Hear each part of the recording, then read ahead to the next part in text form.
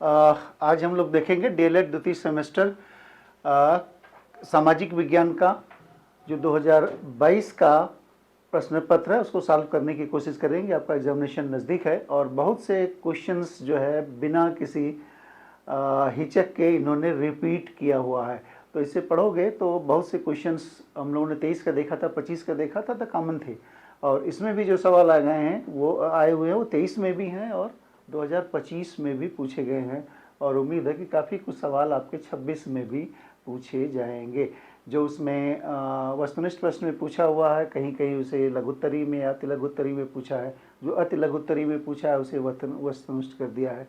तो सारा क्वेश्चंस बहुत से कॉमन है। तो आप इसे हम लोग इसे देखते हैं। डीएलएड का 2022 का सामाजिक विज्ञान का जो है द्वितीय ये सामाजिक विज्ञान का प्रश्न पत्र है ये। तो अब देखें कि ये पहला इसमें पूछा हुआ हर्षचरित के रचयिता कौन थे। 4 ऑप्शंस दिया हुआ, हर्ष, बाणभट्ट, भवभूति और मातंग। हम लोगों ने 25 में देखा था, तो भी ये क्वेश्चन एग्जैक्टली यही ऑप्शंस हैं और यही रिपीट किया हुआ। तो फिर है तो हर्षचरित के रचयिता जो थे वो आप उसमें भी हम लोगों ने देखा था। तो बाणभट्ट हर्ष के दरबारी कवि थे। इन्होंने 2 प्रसिद्ध पुस्तकें लिखी है, एक हर्षचरित और एक कादम्बरी भी इन्होंने लिखी है। दूसरा सवाल है चालुक्य वंश का सबसे प्रतापी राजा कौन था। जय सिंह, रणराज, पुलकेशिन द्वितीय और पुलकेशिन प्रथम।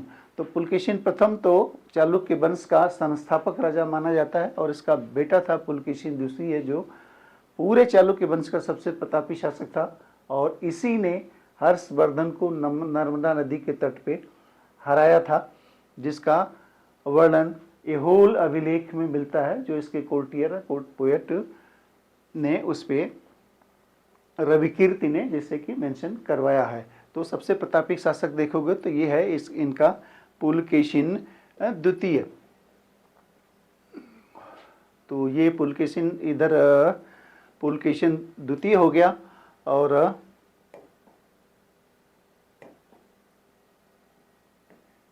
और इसका तो हम लोगों ने बाणभट्ट देख लिया था।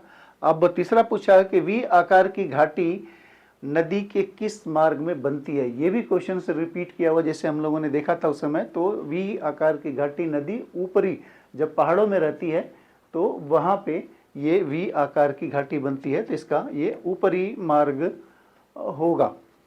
अब नेक्स्ट सवाल चौथा हम लोग देखते हैं, पृथ्वी का औसत घनत्व है। हालांकि ये थोड़ा सा टेक्निकल सवाल है और औसत घनत्व देखेंगे, इसमें क्रस्ट का कुछ और है, मेंटल का कुछ और है और कोर का कुछ और है। तो लेकिन इसका एवरेज देखेंगे तो 5.5 है। तो ये आप जानते रहिए। भृगु का निर्माण कहाँ होता है। भृगु जिसे इंग्लिश में आप क्लिफ कह लेते हैं, तो ये कहाँ होता है। पहाड़ी भागों पे, समुद्र के किनारे, हिमालयन क्षेत्र, मरुस्थल में। तो समुद्र के किनारे जो बड़ी सीधी वर्टिकल करार होती है उसे क्लिफ या हिंदी में उसे भृगु कहते हैं। तो ये इसका उत्तर आ जाएगा आपके समुद्र के किनारे। बाकी प्रारूप समिति के अध्यक्ष कौन थे। प्रारूप समिति एक आपके जो कॉन्स्टिट्यूएंट असेंबली थी, संविधान बनाने वाली जो कमेटी थी, उसके तमाम छोटी छोटी समितियां थी। उसमें एक ड्राफ्टिंग कमेटी या प्रारूप समिति भी थी जिसने कॉन्स्टिट्यूशन को ड्राफ्ट किया था। तो उसके अध्यक्ष जो है डॉक्टर भीमराव अंबेडकर थे। भीमराव अंबेडकर थे। तो अब देखते हैं, ये हम लोगों ने 6 सवाल हल किया। आगे देखते हैं 7वां सवाल क्या है। तो 7वां सवाल आप देख रहे हैं, ज्वालामुखी उद्गार से प्राप्त द्रव पदार्थ का भूतल पर नाम। ये भी सवाल रिपीट किया हुआ, हम लोगों ने पीछे देखा था। तो जो पृथ्वी के अंदर होता है, जब पिघला हुआ पदार्थ होता है उसे मैग्मा कहते हैं, और जब सतह पे आ जाता है तो उसे लावा कहते हैं। तो यही भूतल पे नाम पूछ रहा है, द्रव पदार्थ का भूतल पे नाम। तो ये सिंपली ये इसका उत्तर आपका लावा होगा। जब अंदर होता है तो वो मैग्मा होता है पृथ्वी के अंदर, जब भूतल पे या पृथ्वी के सतह पे आ जाता है पृथ्वी को फाड़ के तो उसे लावा बोलते हैं। तो वही पूछा हुआ कि द्रव पदार्थ का भूतल पर नाम, तो लावा हुआ इसका। सापेक्ष आर्द्रता मापी जाती है। एब्सोल्यूट ह्यूमिडिटी, 2 होती है ह्यूमिडिटी, एब्सोल्यूट और रिलेटिव ह्यूमिडिटी। रिलेटिव मतलब एक दूसरे के सापेक्ष होती है, एब्सोल्यूट तो हाइड्रोमीटर है नहीं, बैरोमीटर है प्रेशर का है, एनोमीटर हवा का है, ये है हाइग्रोमीटर, इसका उत्तर है हाइग्रोमीटर। याद रखिए। सर्वाधिक लवणता वाला सागर है, ये भी क्वेश्चन से रिपीट किया हुआ है, यही ऑप्शन उसमें उस समय दिया हुआ, तो तब जान लीजिए इसका उत्तर जो है ये मृत सागर या डेड सी है, जो कि इजराइल और जॉर्डन के बॉर्डर पे पड़ता है। अब इसमें नेक्स्ट पूछा हुआ है कि धन्वंतरी किस काल के महान वैद्य थे? धन्वंतरी किस काल के महान वैद्य थे? इसमें 4 लिखा हुआ, मौर्य काल, गुप्त काल, महाजनपद काल और राजपूत काल। तो आप लोग जानते रहिए कि धन्वंतरी जो है वो गुप्त काल के महान वैद्य या चिकित्सक थे। ये भी सवाल रिपीट किया हुआ, मत्त विलास प्रहसन नामक पुस्तक किसने लिखी? प्रहसन का मतलब हास्य नाटक, तो ये लिखी थी आपने, इसमें 4 ऑप्शंस दिया हुआ, महेंद्र वर्मन, पुलकेशिन द्वितीय, नरसिंह वर्मन और राजा राजा प्रथम, ये चोल वंश के। तो ये महेंद्र वर्मन पल्लव वंश के शासक थे, इन्होंने ये पुस्तक लिखी हुई है। जौहर प्रथा का प्रचलन था, ये भी सवाल रिपीट किया हुआ, ये आप जाहिर से मौर्य काल, गुप्त काल, ये राजपूत काल में जौहर प्रथा थी। जब शासक मर जाता था या राजा हार जाता था, सारी स्त्रियां जो है वो आग में जल जाती थी, जौहर कर लेती थी। तो वह बजट जिसमें आय व्यय बराबर होता है, तो आय जितना हुई उतना खर्च हो गया तो बैलेंस हो गया। इसका आप ध्यान से देखोगे तो ये इसका उत्तर होगा संतुलित बजट। और जब आय कम होगी, व्यय ज़्यादा होगा तो घाटे का बजट होता है।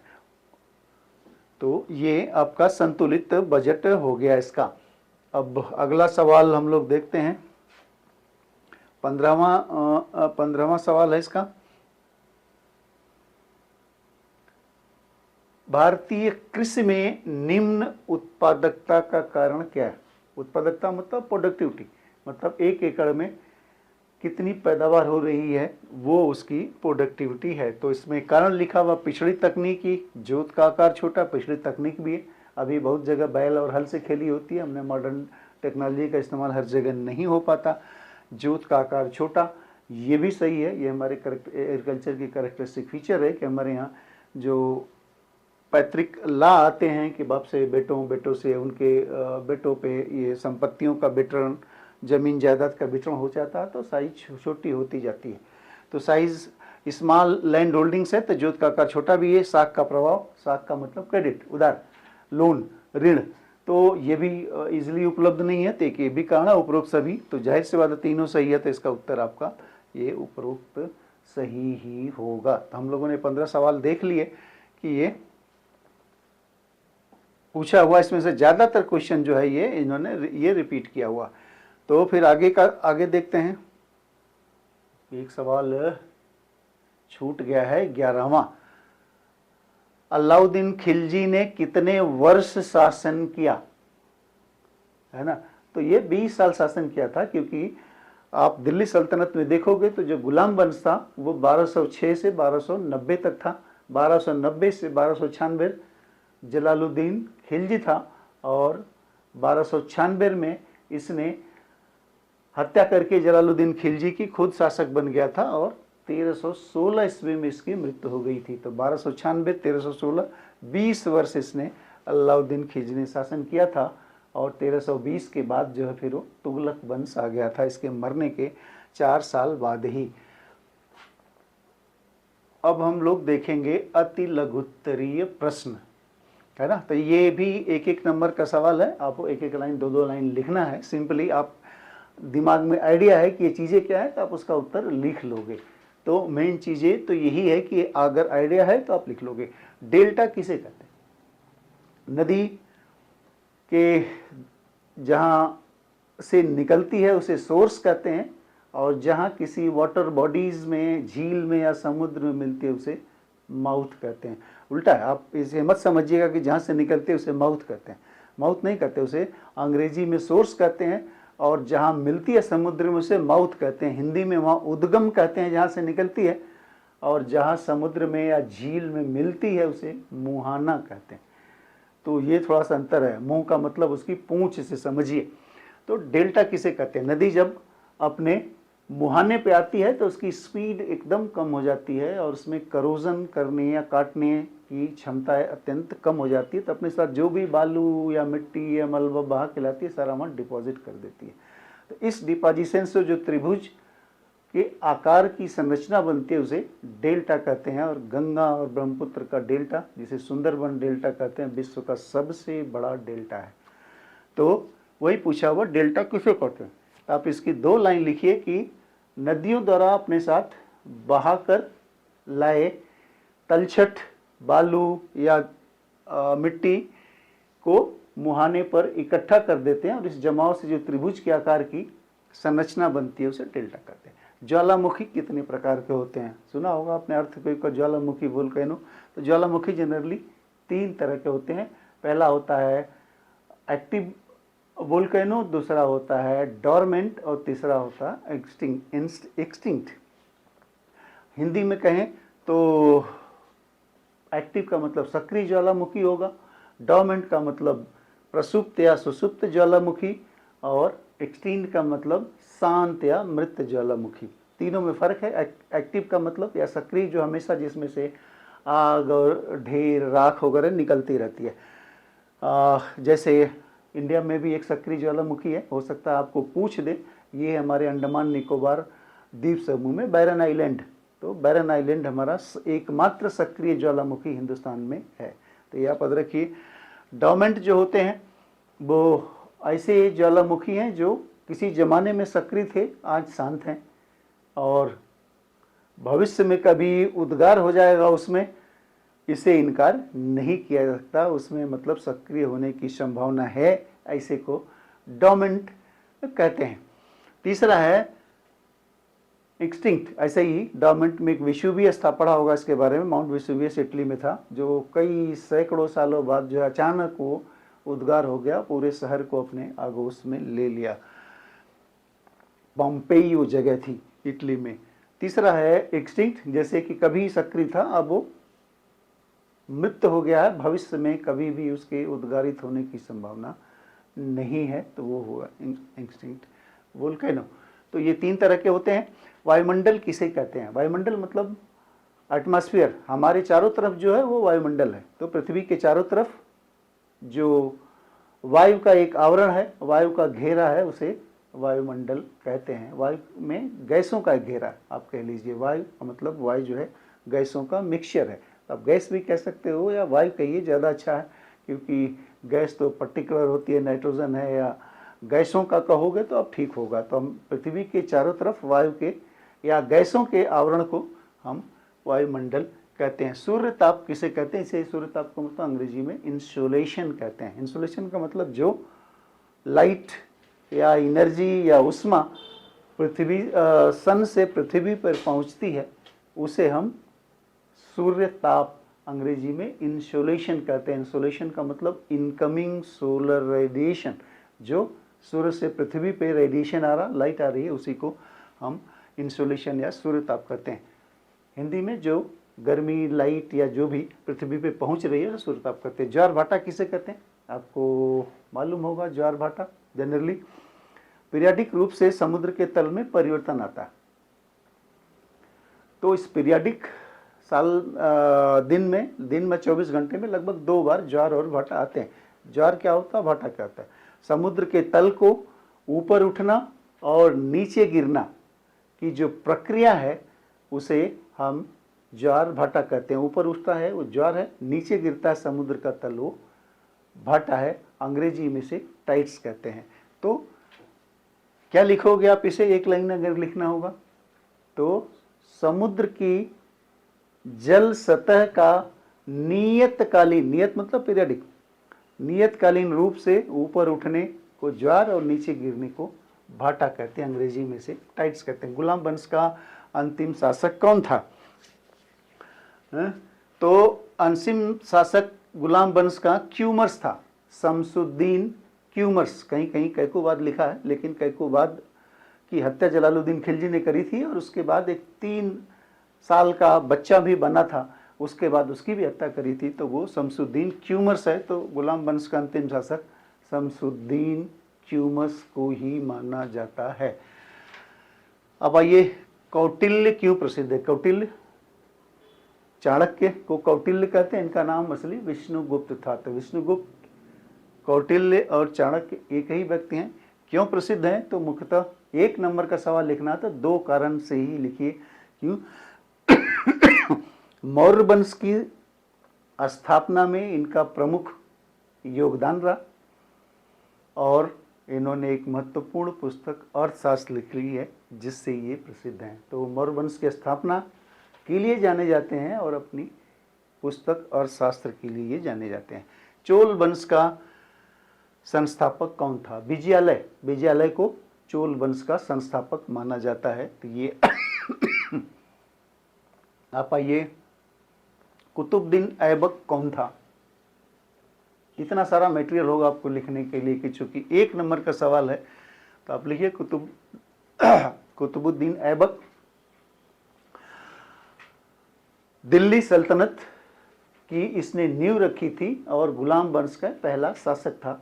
वैसे ये मोहम्मद गोरी का गुलाम था। तो दिल्ली सल्तनत की शुरुआत करी या गुलाम वंश की इसने नींव डाली, और दिल्ली सल्तनत का या गुलाम वंश का पहला शासक था मोहम्मद गोरी का गुलाम था। इतना मुद्दा आपके लिए बहुत है लिखने के लिए। आंतरिक शक्तियाँ किसे कहते हैं? आंतरिक शक्तियाँ बाह्य शक्तियाँ होती है। पृथ्वी के एक तो ऊपर शक्ति काम करती है, पृथ्वी के नीचे शक्ति काम करती है। ऊपर की शक्तियों में देखोगे तो जो इरोजन और वेदरिंग वगैरह करती हैं, जैसे हवा है, जल है, नदी है, हिमनद है, हिमनद का मतलब ग्लेशियर्स है। नीचे की शक्तियां जो काम करती हैं वो आंतरिक शक्ति, जो शक्तियां पृथ्वी के अंदर काम करती हैं वो आंतरिक शक्ति होती है और वो पृथ्वी के धरातल पर परिवर्तन लाती है। शक्तियां तो पृथ्वी के नीचे हैं लेकिन पृथ्वी के धरातल को परिवर्तित करती हैं, जैसे वोल्केनो, ज्वालामुखी, अर्थक्वेक, भूकंप, ये शक्तियां हैं जो कि इसमें लैंडस्लाइड, ये सारी इंटरनल पावर से आंतरिक शक्तियों की वजह से ही होता है। तो पृथ्वी के अंदर की शक्तियां जो पृथ्वी की सतह में परिवर्तन करती है उन्हें आंतरिक शक्तियां कहते हैं। भक्ति आंदोलन की उत्पत्ति के 2 कारण लिखिए। तो 2 कारणों में आप क्या लिखोगे? भक्ति आंदोलन जनरली हुआ था कि हिंदू धर्म में जो कुरीतियां थी और जो कर्मकांड थे उनके विरोध में हुआ था। तो पहला, हिंदू धर्म में व्याप्त कुरीतियों और कर्मकांड के विरोध में हुआ था। दूसरा, सूफी संतों के प्रभाव के कारण ये भक्ति आंदोलन यहाँ पे पैदा हुआ था, क्योंकि सूफी संत से भक्ति आंदोलन दोनों एक दूसरे से सीखते हैं। भक्ति आंदोलन भी सूफी आंदोलन से सीखता है और सूफी आंदोलन भी भक्ति आंदोलन की बहुत सी चीज़ों को आत्मसात करता है। तो 2 ही कारण चूँकि पूछा हुआ है, तो पहला हिंदू धर्म व्याप्त कुरीतियों और कर्मकांडों के कारण और सूफी विचारधारा के प्रभाव के कारण इनका उत्पन्न हुआ भक्ति आंदोलन। हरित क्रांति का अर्थ बताइए। सारे लोग हरित क्रांति, ग्रीन रेवोल्यूशन, अब तो इवर ग्रीन रेवोल्यूशन की बात हो रही है, लेकिन ग्रीन रेवोल्यूशंस का अर्थ बताइए। थोड़ा सा इसके बारे में डिटेल बता देते हैं कि इसमें बहुत सी चीज़ प्रयोग था। लगभग 1960 के दशक में, 1960 का दशक का मतलब 1960 के बाद,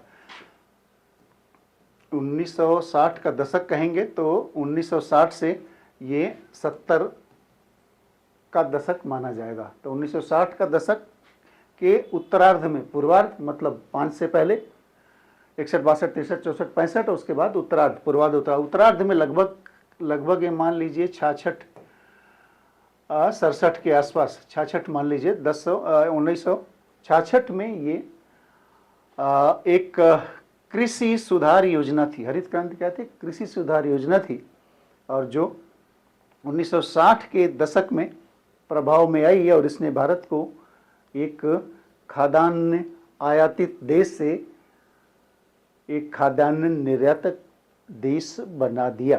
पहले हम खाद्यान्न के लिए अमेरिका, मैक्सिको, कनाडा किस पे निर्भर करते थे, और जब ये कृषि सुधार योजना लागू हुई, ग्रीन रेवोल्यूशन, तो हम खाद्यान्न में आत्मनिर्भर हो गए।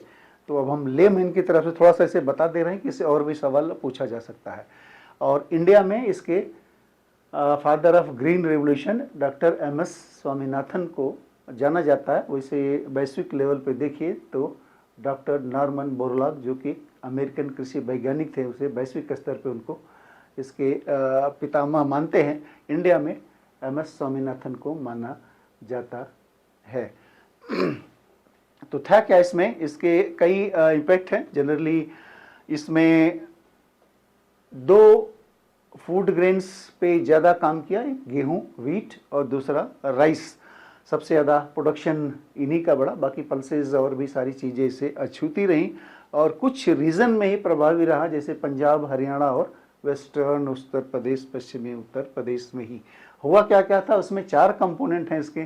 पहला है हाई यील्डिंग वैरायटी।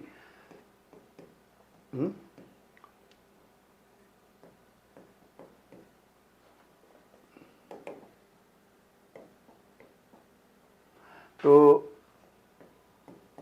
चलिए उसे बता दें। हाई यील्डिंग वैरायटी मतलब उन्नतशील बीज, और दूसरा है modern irrigation facility, drip irrigation, sprinkler irrigation को इस्तेमाल किया गया। तीसरा chemical fertiliser, herbicide, pesticide, insecticides का इस्तेमाल किया गया। और modern means of equipments, tractor, आधुनिक हल वगैरह का इस्तेमाल किया गया, जिससे कि कृषि में आशातीत वृद्धि हुई, खासकर व्हीट और राइस के क्षेत्र में। और इसने भारत को एक खाद्यान्न की कमी वाले देश से खाद्यान्न आत्मनिर्भर वाले देश में बना दिया। आज तो हम खाद्यान्न को बाहर भेजते भी हैं, एक्सपोर्ट भी करते हैं।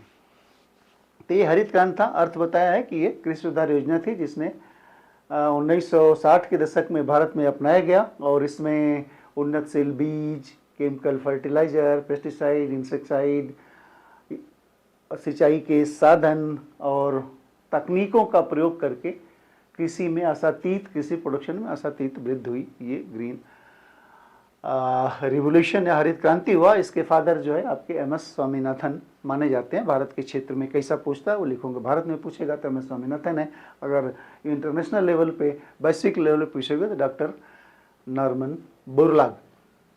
अब आया हुआ है कि पूछ रहा है अपर्दन किसे कहते हैं। अपर्दन का मतलब था इरोजन। पिछली बार भी ये अपर्दन के बारे में पूछा हुआ था। तो 2 है, अपक्षय और अपर्दन। अपक्षय का मतलब वेदरिंग और अपर्दन का मतलब इरोजन।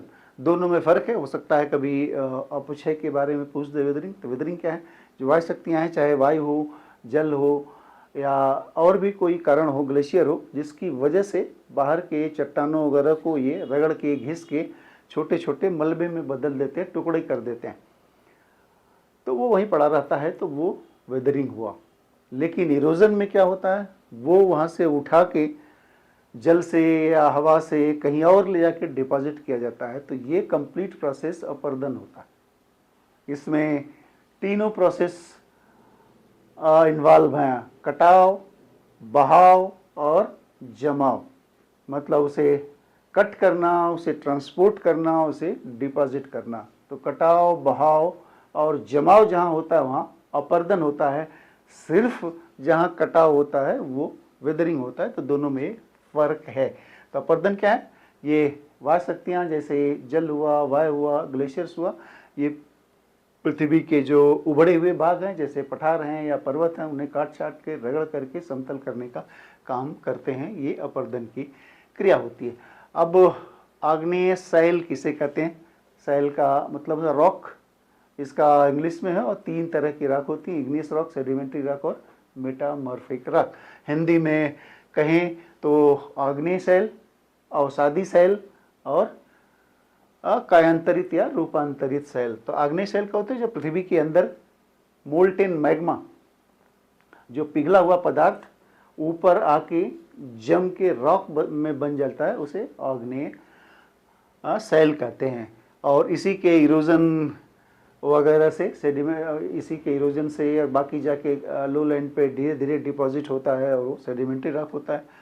और इनके प्रेशर से और हाई टेम्परेचर से जो चट्टानें बनती है उसे मेटामॉर्फिक रॉक कहते हैं। तो आग्नेय है पृथ्वी के मोल्टेन मैग्मा जो ऊपर पृथ्वी की सतह पे आके ठंडा होकर डिपॉजिट होकर चट्टान बना देता है उसे आग्नेयशिला कहते हैं। उदाहरण में देखिए तो हमारे पूरा दक्कन का पोर्शन, साउथ का पोर्शन जो होता है वो साउथ का जो पोर्शन है वो आपके बासल्ट का बना हुआ कभी कभी पूछता है। तो वो बाकी तो बासल्ट इसका उदाहरण है, और बाकी घरों में आप लोग जो मकानों में लगाते हो ग्रेनाइट, वो भी इसका उदाहरण है। अब संविधान किसे कहते हैं ये पूछा हुआ, बहुत से 2-3 साल पूछा हुआ, संविधान की विशेषताओं के बारे में लिखिए। तो संविधान किसके, संविधान जो है नियम और कानूनों का संग्रह है, नियम और कानूनों का संग्रह जिसके आधार पर किसी देश की शासन व्यवस्था चलाई जाती है या किसी देश की प्रशासन चलाया जाता है, उसे संविधान कहते हैं। तो ये क्या है संविधान, ये नियम और कानूनों का संग्रह है जिसके आधार पर किसी देश का शासन या प्रशासन चला जाता है, उसे संविधान कहते हैं। तो ये आपके 30 सवाल हो गए, 30 नंबर का हम लोगों ने आपको सॉल्व कर लिया। अब कुछ 2-2 नंबर के सवाल आएंगे, उसे हम थोड़ा सा ज़्यादा देखेंगे, लगभग 75 वर्ड्स में पूछता है, तो वो हम लोग देख लेते हैं ये क्या है। तो 31 से 40 तक एक सवाल है, ठीक है। तो अब देखते हैं इसमें क्या क्या है। अब 31वां है कि मेगास्थनीज के भारत वर्णन का संक्षिप्त परिचय दीजिए। मेगास्थनीज ने एक बार ऑब्जेक्टिव सवाल पूछा था कि ये किसके दरबार में था मेगास्थनीज। तो मेगास्थनीज जनरली चंद्रगुप्त मौर्य के दरबार में ये यूनानी राजदूत था। चंद्रगुप्त मौर्य ने जब सेल्यूकस निकेटर को हराया था तो संधि हुई थी, संधि में चंद्रगुप्त को कुछ हाथी वगैरह देने पड़े थे और बदले में ये ग्रीक एम्बेसडर उनके दरबार में था, और सेल्यूकस की बेटी से चंद्रगुप्त मौर्य की शादी भी हुई थी। और सेल्यूकस निकेटर वो सिकंदर का सेनापति था, बाद में शासक बन गया उसके मरने के बाद। तो पूछा है कि मेगास्थनीज ने भारत वर्णन का संक्षिप्त परिचय दीजिए। तो मेगास्थनीज ने एक प्रसिद्ध पुस्तक लिखी है इंडिका उसने भारत के बारे में कुछ लिखा है, उसके बारे में पूछ रहा। तो 2-4 पॉइंट्स हम लोगों ने लिखा हुआ, आप देखिए क्या है। इसने पाटलिपुत्र का वर्णन किया, पाटलिपुत्र का मतलब पटना का वर्णन किया हुआ। क्या वर्णन किया हुआ, उसने भारत का सबसे बड़ा नगर बताया, और उसने पाटलिपुत्र तो नहीं लिखा है, उसने पालीब्रोथा नाम दिया। उसने पालीब्रोथा के नाम से पाटलिपुत्र का लिया, क्योंकि पाटलिपुत्र के चारों तरफ एक बड़ी बाउंड्री वाल थी, एक दीवार थी जिसमें 64 द्वार और 570 बुर्ज बने थे। तो पहला तो उसने पाटलिपुत्र के बारे में अपने पुस्तक में वर्णन किया। दूसरा, सामाजिक विभाजन, भारत में जो सोसाइटी है उसका डिवीजन लिखा है। सबसे बड़ी बात इसमें यह है कि जो ट्रेडिशनल हमारे यहाँ 4 वर्ण थे, ब्राह्मण, क्षत्रिय, वैश्य और शूद्र, उसका इन्होंने कहीं कोई जिक्र नहीं किया है। उसने भारतीय समाज को 7 वर्गों में विभाजित किया गया। वो 7 वर्ग कौन थे, दार्शनिक, किसान, ये अहीर या पशुपालक, कारीगर, सैनिक, निरीक्षक और सभासद, लिखा कि ये 7 वर्ण थे। तो ऐसा उसने अपने सामाजिक डिवीज़न में लिखा हुआ। शायद उसे यहाँ रहने में वो चीज़ें जो 4 हायरार्की थी समझ में नहीं हो, या जो भी कारण रहा हो, तो उसने इसके बारे में वर्णन किया। अब प्रशासनिक व्यवस्था में क्या लिखा है, उसने लिखा कि पाटलिपुत्र का प्रशासन 30 व्यक्तियों के एक परिषद द्वारा संचालित किया जाता, जिसमें 6 समिति थी और हर समिति में 5-5 मेंबर थे। तो 6 समिति में 5 मेंबर, 30 लोगों का एक समिति थी जो पूरे पाटलिपुत्र की प्रशासनिक व्यवस्था को संचालित करती थी। राजा का जीवन, उसके भी उसने डाला है कि राजा का जीवन, राजा बड़ा लवाइस जिंदगी जीता था, बड़े शान शौकत से रहता था। सुरक्षा के लिए उसके चारों तरफ महिला अंगरक्षक थी, ज़्यादातर ये महल में रहता था, और महल से 2-3 कारणों से ही बाहर निकलता था, या तो न्याय करना हो, कोर्ट लगाना हो, या आखेट पे या शिकार पे जाना हो, या फिर किसी से युद्ध करने जाना हो, तभी वो बाहर निकलता था। तो ऐसा उसने राजा के जीवन के बारे में उसने वर्णन किया। तो ये जनरली मेगास्थनीज की कुछ वर्णन है। चूँकि आपको 75 शब्द लिखना है तो इतना आपके लिए सफिशिएंट है। राजपूत कालीन सामाजिक दशा का वर्णन कीजिए। हम लोग 2025 का प्रश्न देख रहे थे, इसमें लिखा हुआ था राजपूत कालीन आर्थिक स्थिति का वर्णन कीजिए, इसमें पूछा सामाजिक स्थिति का वर्णन कीजिए। तो हो सकता है आपको ये, चूंकि 22 का सवाल है, इस साल फिर आ जाए सामाजिक दशा का वर्णन। तो इसमें कुछ पॉइंट्स हैं, देखना है कि राजपूत काल कब से कब तक था। जनरली 7वीं से 12वीं शताब्दी तक इनका शासनकाल माना जाता है। तो पहला बिंदु इसमें जाति प्रथा की कठोरता। उस समय जाति प्रथा 4 वर्णों में नहीं, मतलब तमाम उपजातियों में भी बटी थी। 4 वर्णों के अलावा अनेक उपजातियों में विभाजित हो गया था, और उसमें तमाम खान पान और विवाह के में सख्त नियम थे। तो जाति प्रथा की कठोरता एक पहला सामाजिक है। दूसरा, ब्राह्मणों का वर्चस्व। समाज में इनका बहुत ही उच्च स्थान था। मुख्य काम इनका धार्मिक अनुष्ठान, धार्मिक क्रियाकलाप और शिक्षा देना था। ये राजा के मंत्री और सलाहकार हुआ करते थे, और राजा इनको जमीन ग्रांट में देता था, है ना, जिसपे कि कोई टैक्स या कर वगैरह नहीं लिया जाता था। राजपूतों का उदय, राजपूत काल का ही पूछा हुआ। तो क्षत्रिय वर्ग जो कभी हुआ करता था, इस दौरान उसे राजपूत कहा जाने लगा। ये योद्धा वर्ग था और शासक वर्ग था। योद्धा थे, अपनी वीरता, स्वाभिमान और कुल प्रतिष्ठा के लिए प्रसिद्ध थे, और ये सामंतवादी व्यवस्था जो भारत में थी उसके प्रमुख स्तंभ थे। उस समय हम लोगों ने देखा था कि 2023 में या 25 में सवाल पूछा था कि सामंतवाद की व्यवस्था कब खत्म हुई, तो वो 15वीं शताब्दी में खत्म हुई है। तो पूरा वो व्यापक लेवल पे पूछा था। महिलाओं की स्थिति मिश्रित थी। बड़े कुल की जो स्त्रियां थी उन्हें लिखने पढ़ने, कहीं कहीं शासक भी हुआ करती थी, और समाज में कई चीज़ें भी, जैसे सती प्रथा, बाल विवाह या जौहर प्रथा प्रचलित थी। हालांकि किताबों में कुरीतियाँ लिखा, कुछ लोग सहमत नहीं होंगे, जौहर की कुरीतियाँ थी, तो ये प्रथा मानिए इसे, लेकिन सती प्रथा और बाल विवाह तो एक कुरीतियाँ ही माना जाएगा। तो ऐसी कुरीतियाँ और ऐसी प्रथाएं उस जमाने में प्रचलित थी। महिलाओं को शिक्षा, उच्च की महिलाएं थी, शासक भी थी, तो उन्हें शिक्षा का अधिकार भी प्राप्त था। शिक्षा और मनोरंजन, उस समय नालंदा और विक्रमशिला जैसे विश्वविद्यालय थे जो शिक्षा के प्रमुख केंद्र थे। मनोरंजन के लिए उनका नृत्य, संगीत, शतरंज और आखेट ही उनका मनोरंजन था। शूद्रों की दशा अत्यंत दयनीय थी। वे मुख्यतः सेवा कार्यों, कृषि, शिल्पकारी से जुड़े थे, और समाज में छुआछूत की भावना भी उस जमाने तक थी। अब ये राजपूतों का ये वर्णन हो गया। तो इसमें देखा शूद्रों की दशा में है, महिलाओं की स्थिति में है, शिक्षा में है, और इनके ब्राह्मणों का वर्चस्व और जाति प्रथा की कठोरता। ये मुख्य हेडिंग है। इनको आप हेडिंग भी लिख दीजिए, 2-2 लाइन लिख देंगे, नहीं हेडिंग भी लिख देंगे तो भी उतना आपको मार्क्स मिल जाएंगे कि 2 नंबर के आपके सवाल है। चालुक्य वंश का संक्षिप्त इतिहास है।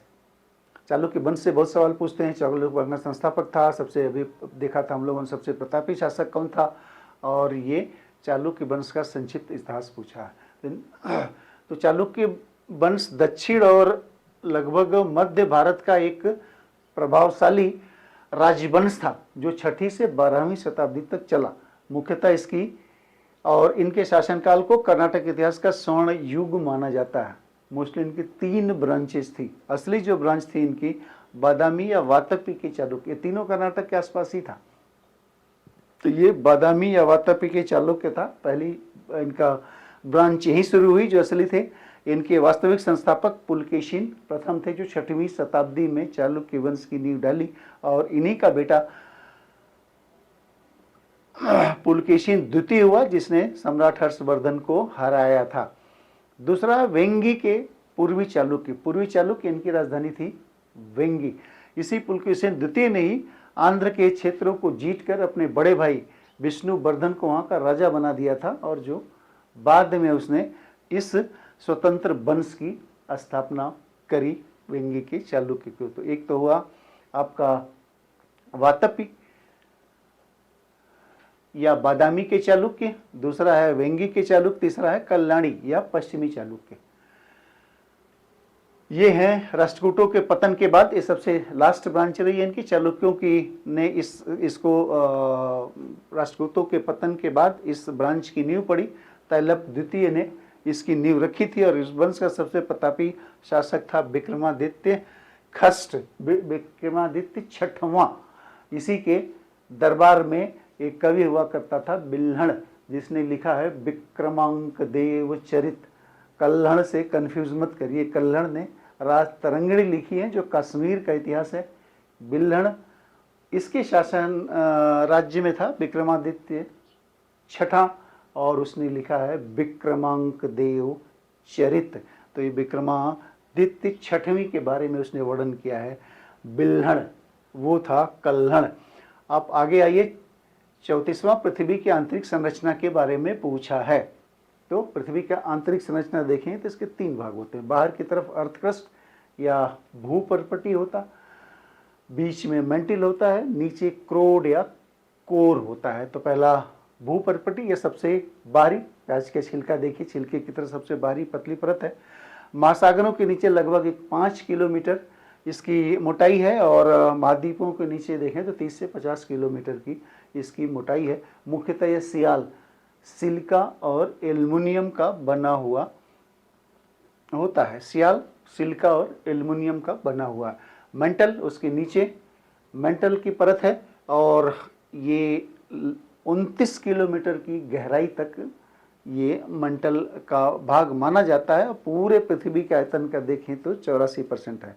ये भी सवाल पूछता है सबसे ज़्यादा क्रस्ट मेंटल और कोर में सबसे ज़्यादा पोर्शन कितना है, किसका है, तो ये मेंटल का ही है। इसके बाद कोर का है, सबसे कम आपके अर्थ क्रस्ट या भूपर्पटी का है। तो 84% हिस्सा ये मेंटल का होता है। 2900 किलोमीटर तक गहराई तक ये है लगभग, ये सीमा मतलब सिलिका और मैग्नीशियम का बना हुआ।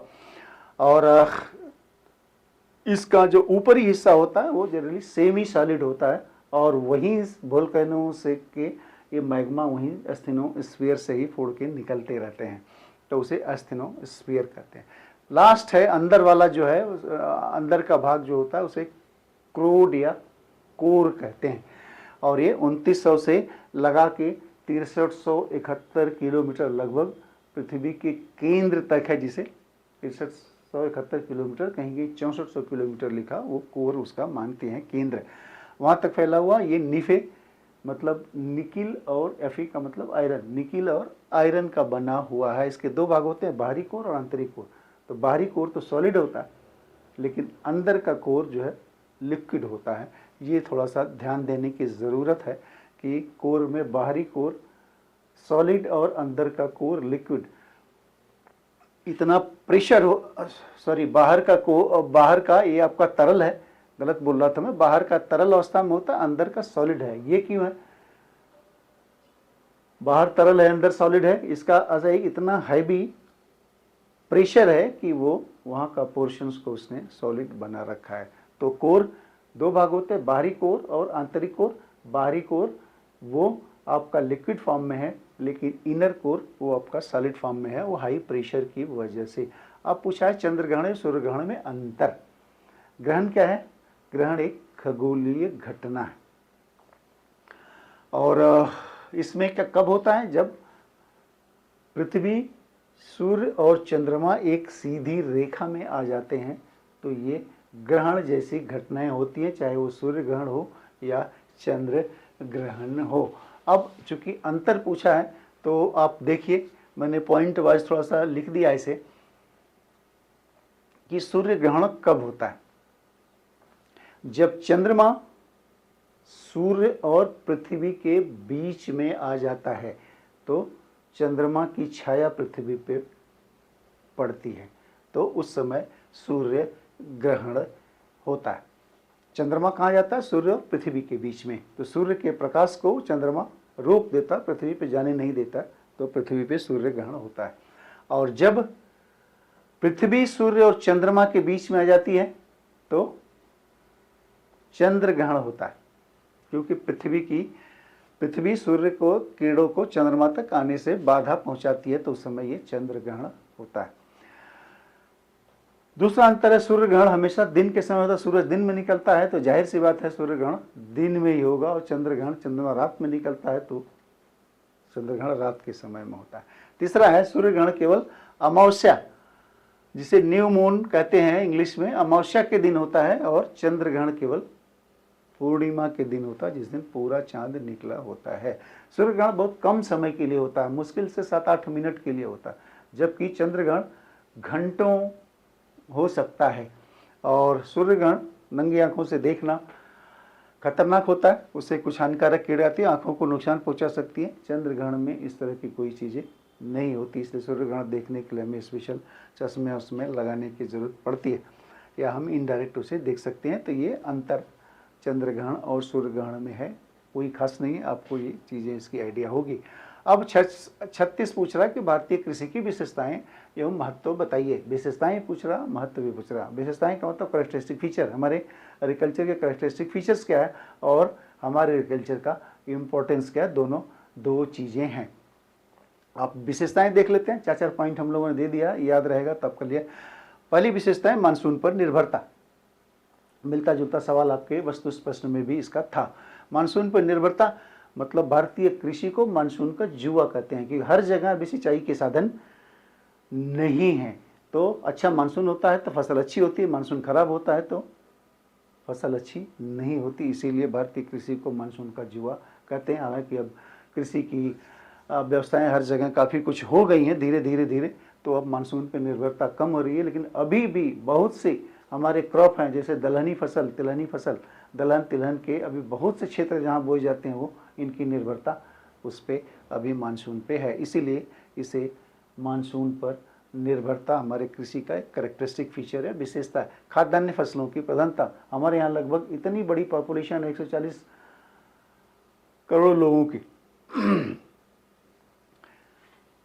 तो सबको भोजन उपलब्ध कराने के लिए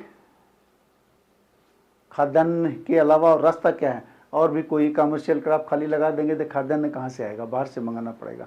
तो इसीलिए सबका पेट भरने के लिए ज़्यादातर हम खाद्यान्न फसल को ही उगाते हैं कि ताकि अपने जनसंख्या को भोजन उपलब्ध करा सकें। तो दूसरा कैरेक्टरिस्टिक फीचर ये, पहला मानसून पर निर्भरता, दूसरा है खाद्यान्न फसलों की प्रधानता, और तीसरा है जोत का छोटा आकार। जैसा हमारे यहाँ उत्तराधिकार नियम है कि बाप से बेटों में, बेटे से उनके बेटों में, उनसे बेटों में ये ज़मीनें बढ़ती जाती हैं, तो पर व्यक्ति जो साइज ऑफ लैंड होल्डिंग है वो छोटी हो जाती है और बिखरी भी है, किसी का यहाँ एक टुकड़ा तो किसी का वो टुकड़ा। तो ये भी जोतों का आकार छोटा होना भी हमारे एक कैरेक्टरिस्टिक फीचर्स है हमारे इंडियन एग्रीकल्चर की। फसलों की विविधता, हमारे यहाँ जलवायु विविध है, इस वजह से फसलों की विविधता भी है। 3 क्रॉप रबी, खरीफ और जायद उगाई जाती है, तो फसलों की विविधता। तो पहला हम लोगों ने देखा कि मानसून पर निर्भरता, दूसरे खाद्यान्न की प्रधानता, तीसरा है जोतों का आकार छोटा, और चौथा फसलों की विविधता। एक और है छिपी हुई बेरोजगारी, जिस डिस्कस्ड अनएम्प्लॉयमेंट कहते हैं। ये क्या होता है, ये जनरली किसी में है, इस पे भी सवाल आपको पूछ सकता है, छिपी हुई बेरोजगारी क्या है। जिस खेत में 4 लोगों को काम करना चाहिए उसमें 14 लोग लगे हुए हैं, तो 10 लोगों का कोई कंट्रीब्यूशन नहीं है। दिख रहा है कि वो रोजगार में हैं, लेकिन उनका प्रोडक्शन में कोई उस तरह का, प्रोडक्टिविटी में कोई रोल नहीं है, बिना वजह लगे हुए हैं। ये छिपी हुई बेरोजगारी है, दिखती तो नहीं है लेकिन वो एक तरह से कुछ नहीं कर रहे हैं, तो उसी में 4 जगह की जगह 14 लोग लगे हुए हैं। तो ये आवश्यकता से अधिक लोग लगे हुए हैं, इसलिए प्रति व्यक्ति उत्पादकता कम हो जाती है। ये तो कैरेक्टरिस्टिक फीचर हुआ। महत्व देख लीजिए क्या है। महत्व लगभग 20%, 17 से 18% के आसपास जीडीपी में इसका कंट्रीब्यूशन हमारे इसका है। इसीलिए हमारी आर्थिक स्थिरता के लिए किसी एक पिलर का, स्तंभ का काम करती है। रोजगार का मुख्य स्रोत, देश का लगभग 50% कार्यबल, ग्रामीण क्षेत्रों में तो लगभग 70% कार्यबल कृषि और एलाइड एक्टिविटीज़ पे ही निर्भर है, या संबद्ध क्षेत्र पे। एलाइड एक्टिविटीज या संबद्ध क्षेत्र क्या है, जैसे कृषि से जुड़े हुए क्षेत्र है, जैसे मुर्गी पालन, पशुपालन, दुग्ध का काम, बागवानी का काम, ये सारा काम जो है कृषि एलाइड एक्टिविटीज़ में आता है। तीसरा है आपका खाद्य सुरक्षा। हमारा विशाल जनसंख्या के लिए पोषण और भोजन उपलब्ध कराने का काम हमारी ये खेती या कृषि ही करती है। उद्योगों के लिए कच्चा माल, कई उद्योग हैं, जैसे सूती वस्त्र उद्योग है, चीनी है, जूट है, फूड प्रोसेसिंग है, खाद्य संस्करण है, जिसके लिए कच्चा माल सीधे कृषि से ही आता है। तो ये उद्योग कृषि पे ही निर्भर है, उनको कच्चा माल उपलब्ध कराती है। विदेशी मुद्रा और आयात, बहुत से खाद्यान्न हम बाहर भेजते हैं और उससे हमें विदेशी मुद्रा अर्जित होती है। चाय, मसाले, चावल, जूट जैसे कृषि उत्पाद हम बाहर भेजते हैं, तो उससे ये हमें कृषि या विदेशी मुद्रा प्राप्त होती है। तो ये सारे हमारे उनके कैरेक्टरिस्टिक फीचर्स, विशेषताएं, और ये रहा उनका महत्व। अब 37वां पूछा, महमूद गजनवी द्वारा भारत पर आक्रमण के उद्देश्य। महमूद गजनवी से अक्सर सवाल पूछता है। तो देखिए, तो महमूद गजनवी भारत पे इसने 1000 से 1027 ईस्वी के बीच इसने 17 बार भारत पर आक्रमण किए। पूछा है कि महमूद गजनवी द्वारा भारत पर आक्रमण के उद्देश्य पूछा, क्यों इसमें आक्रमण करता था। तो ये चीजें तो आप जानते रहे कि 1000 से 1027 के बीच, हालांकि 1030 में वो मर गया था। लास्ट आक्रमण के बाद 3 साल और जिंदा रहा। 17 बार उसने भारत पर आक्रमण किया था। मुख्य उद्देश्य, जनरली 3 मुख्य उद्देश्य उसके मानते हैं। पहला है कि धन की प्राप्ति, सबसे पहला यही उद्देश्य है कि वो भारत की अपार संपत्ति, सोना चांदी को लूटना चाहता था, लूटने के लिए आया था और लूटा भी उसने। तो मेन तो उसका था कि धन प्राप्ति, इससे लूट करके एक विशाल साम्राज्य स्थापित करे और उसे समृद्ध करे। तो पहला तो मुख्य उद्देश्य इसका था कि लूट और धन प्राप्त करना। दूसरा, इस्लाम का प्रचार। धन लूटना नहीं था, उसने मूर्तियों को तोड़ा, खंडित किया, मंदिरों को तोड़ा, तो उसके पीछे उसका उद्देश्य इस्लाम का प्रचार करना था और मुस्लिम जगत में प्रतिष्ठा प्राप्त करना था। तो एक इस्लाम का प्रचार भी उसका कारण था। तीसरा, सैन्य शक्ति का विस्तार।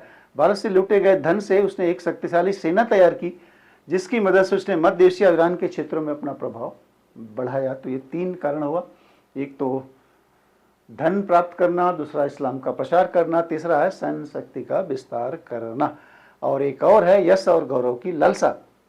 वह एक महान योद्धा के रूप में अपना नाम इतिहास में लिखवाना चाहता था। तो एक ये भी कारण है। तो ये 3-4 कारण हैं जिसकी वजह से उसने भारत में आक्रमण किया। आगे हम देखते हैं भारतीय संविधान की प्रमुख विशेषताएं। ये भी क्वेश्चंस रिपीट किया हुआ है, 23 या 25 में पूछा हुआ है, तो इसके हमने पॉइंट लिख दिए हैं। अब देख लीजिए से भारतीय संविधान की प्रमुख विशेषताएं क्या है। सबसे बड़ा, ये हम लिखिए, विश्व का सबसे बड़ा उल्लिखित संविधान है। जैसे ब्रिटेन का संविधान है अलिखित है, लिखा हुआ नहीं है, लेकिन अमेरिका का देखें तो लिखित है, हमारे यहाँ भी लिखित है। और जब संविधान हमारे यहाँ लागू किया गया था 26 जनवरी 1950 को, तो उस समय उसमें 395 अनुच्छेद थे, 22 भाग थे और 8 अनुसूचियाँ थी। आज तो और बढ़ गए। दूसरा, कठोरता एवं लचीलेपन का मिश्रण। इसका ऐसा है कि बहुत से प्राविधान है जिसको हम साधारण बहुमत से अमेंड कर सकते हैं, संशोधन कर सकते हैं। कुछ प्राविधान है जिसके लिए विशेष बहुमत की जरूरत पड़ती है, इसीलिए इसे कहते हैं कठोरता एवं लचीलेपन का मिश्रण। संसदीय शासन प्रणाली, हमारे यहाँ संसदीय शासन प्रणाली है, ये हमने ब्रिटेन से लिया हुआ, जिसमें हमारे यहाँ संसद है, संसद के सदन है, और गवर्नमेंट जो है इनके प्रति वो जिम्मेदार होती है। राज्यों के नीति निर्देशक तत्व, मौलिक अधिकार और कर्तव्य। संविधान में नागरिकों को मौलिक अधिकार दिए गए हैं और कुछ कर्तव्यों की अपेक्षा की गई है। तो 6 मौलिक अधिकार दिए गए हैं जो संविधान के भाग 3 में आर्टिकल आपके 12 से लगा के वो 35 तक इनका वर्णन है।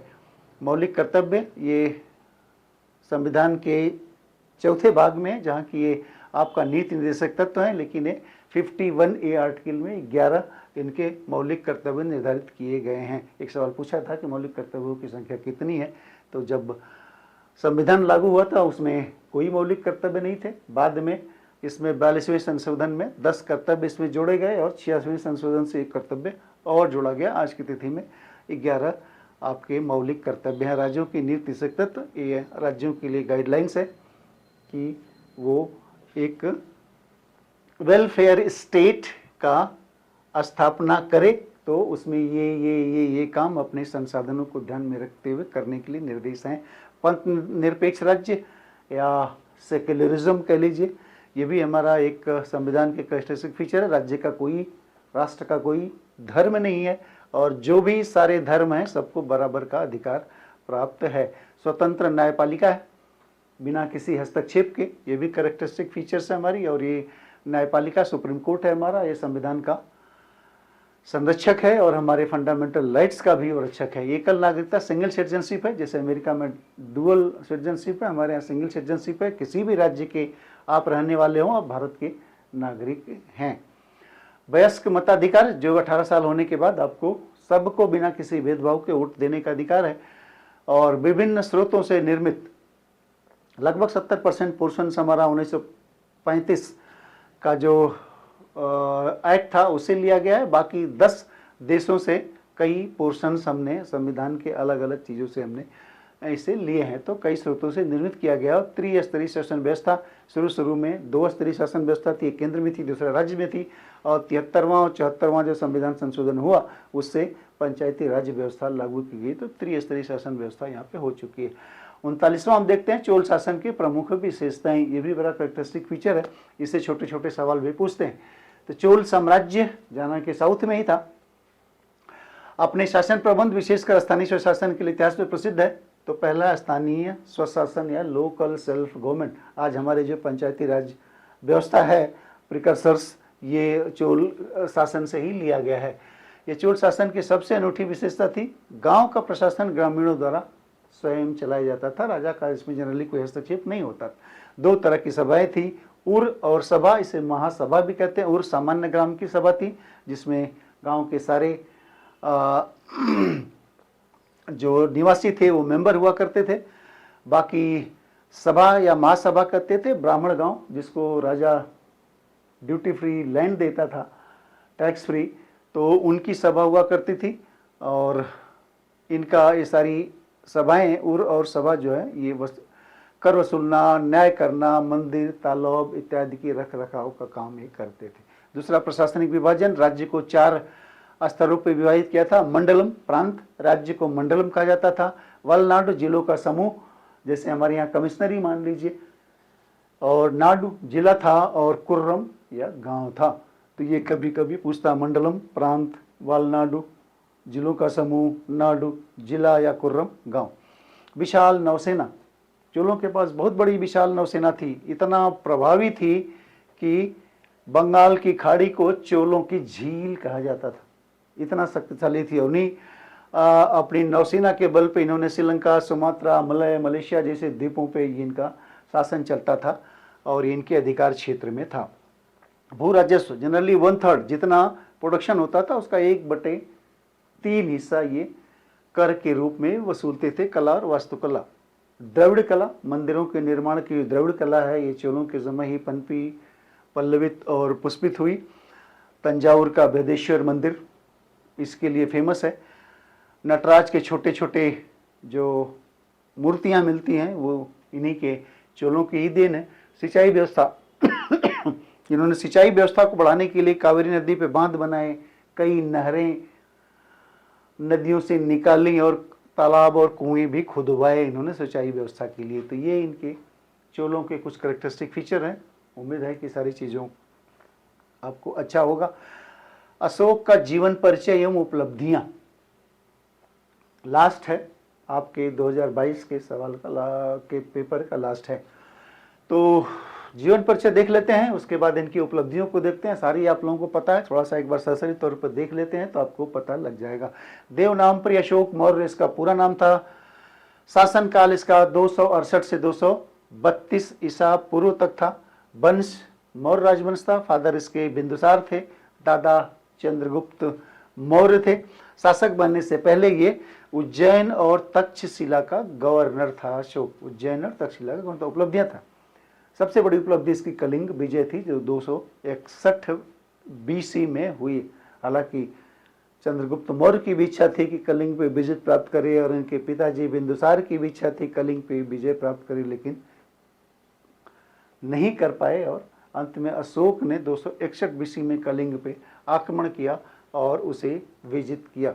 और बताते हैं उस समय कि 1 लाख लोग उस युद्ध में मारे गए थे और 1.5 लाख के आसपास अंग भंग घायल हुए थे। तो इसमें तमाम पशु पक्षी जानवर और बौद्धिस्ट मंक भी मारे गए या घायल हुए थे।